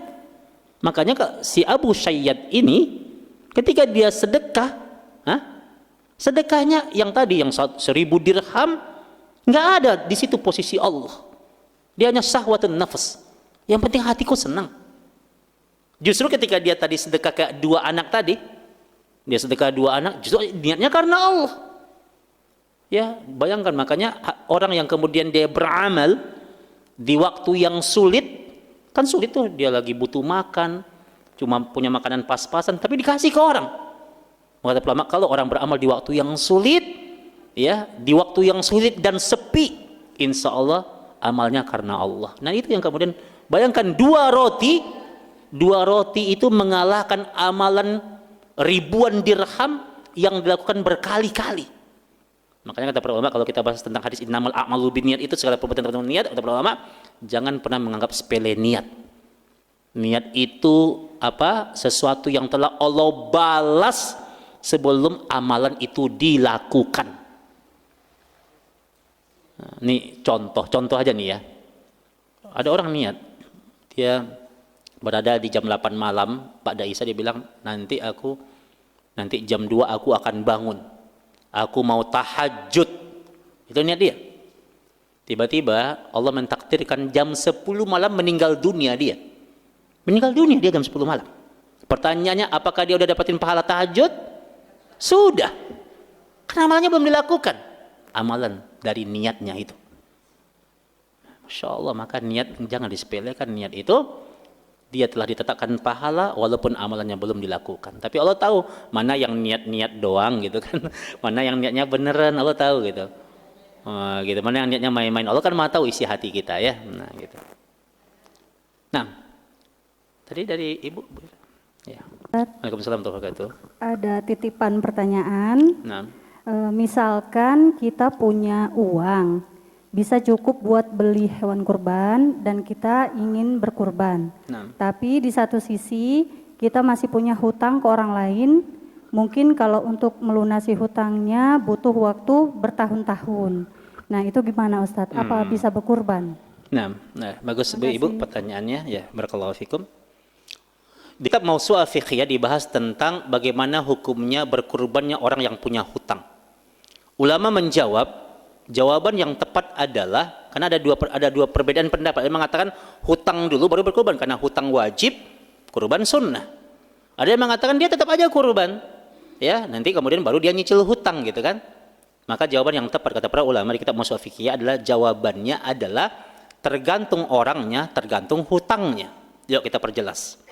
Kata para ulama, kalau hutangnya adalah hutang yang jatuh temponya itu masih lama jatuh temponya, dan orang ini dia mampu untuk membayarnya, jatuh temponya masih lama dan orang ini mampu untuk membayarnya, ya, dan kemudian dia juga bisa untuk berkurban, maka yang terbaik adalah dia berkurban hutangnya sambil kemudian dia berangsur-angsur membayarnya. Yang terbaik dia berkurban. Kalau hutangnya jatuh temponya sedikit 5 tahun, udah 20 tahun itu, kemudian dia nyicil tanah lagi 10 tahun. Kalau berhutang jadi alasan orang tidak berkurban, ini orang seumur hidup nggak berkurban dia. Makanya lihat orangnya, lihat jenis hutangnya, itu kaidahnya. Nah makanya hutang apa dulu? Hari ini Bu, para pebisnis yang kaya itu semuanya punya hutang. Wah dia bisnis, dia punya hotel di mana-mana. Ya, dia punya apartemen di mana-mana. Coba bayangkan orang yang kaya begini, kalau hutang dijadikan dalil orang tidak berkorban, orang begini nggak bakal berkorban dia. Makanya ulama membahas apa yang tepat? Lihat orangnya, lihat jenis hutangnya. Tapi kalau hutangnya memang jatuh temponya, pokoknya sebulan lagi seperti hutang. Aduh dia bingung dia, gimana mau bayar hutang? Ini bayar SPP anak aja udah nggak punya duit ini. Maka orang yang begini kondisinya terbatas, hutangnya jatuh tempo dalam waktu yang dekat, yang terbaik dia bayar hutang, nggak usah berkorban. Ya, nah itu caranya ya. Kalau memang masih ada cara-cara yang lain gitu berkorban, umpamanya yang tadi, umpamanya, wah kalau beli kambing yang 2 juta nggak mampu, yang 3 juta nggak mampu. Tapi saya mau cari kambing yang harga 1 juta gitu ya. Ya udah Bismillah. Yang penting sahnya itu terpenuhi. Ya mungkin orang kurbannya kambingnya gemuk, jantan gitu kan. Nah dia nggak apa-apa, yang penting sahnya kan apa? Yang penting tidak cacat gitu kan. Walaupun mungkin nggak gemuk-gemuk banget gitu. Nah jadi jawabannya lihat orangnya. Jadi kalau hutangnya jatuh temponya itu sedikit, waktunya terbatas dan kondisinya juga terbatas, tidak usah berkorban, bayar hutang itu kewajiban. Kata Nabi kita SAW, mujahid, orang yang berperang di jalan Allah, ikhlas karena Allah, dan terbunuh di jalan Allah, dia pasti masuk surga. Dan yang menghalangi dia dari surga, kalau dia nggak jadi dia masuk surga nih, yang menghalangi dia di surga adalah hutangnya. Jadi orang ini punya dia berdosa besar, dia dalam perbuatan dosa besar umpamanya, terus dia berjuang jihad, dia meninggal, dia itu dosanya terhapuskan, Bu. Satu dosa yang nggak bisa terhapuskan, itu hutang. Jadi hutang itu penghalang. Jadi ibu-ibu punya hutang berapa? 500 rupiah. Kalau itu nggak dihalalkan, itu penghalang surga. Makanya kalau ditraktir sama teman, tanya dulu, ini traktiran apa hutang ini? Jangan enak-enak aja makannya. Ini traktiran apa hutang nih? Oh hutang, udah bayar. Hutang itu jangan difikirkan, tapi dibayarkan. Bayar itu penghalang, Bu, penghalang ke surga itu. Ya. Dan bagi yang berhutang, kabar gembira bagi yang berhutang. Lihat di hadis Sahih Bukhari. Bagi yang berhutang punya gini, ibu berhutang punya, ibu ngasih hutang ke temannya. Ini hutang ya buat kamu. Dia ada orang yang butuh, dia ngutang ke kita. Ini hutang ya, dikasih 1 juta hutang dia. Masya Allah. Ya, ini ya. Ya, nanti kita lanjutin lagi ya. Ya, ini agak panjang maksudnya. Baik jemaah semuanya, demikian kajian kita. Mari sama, karena udah mau azan ya, kita tutup dengan doa kafaratul majlis. Subhanaka Allahumma bihamdika asyhadu an la ilaha illa anta astaghfiruka wa atubu ilaik. Wa akhiru da'wana alhamdulillahi rabbil alamin. Assalamualaikum warahmatullahi wabarakatuh.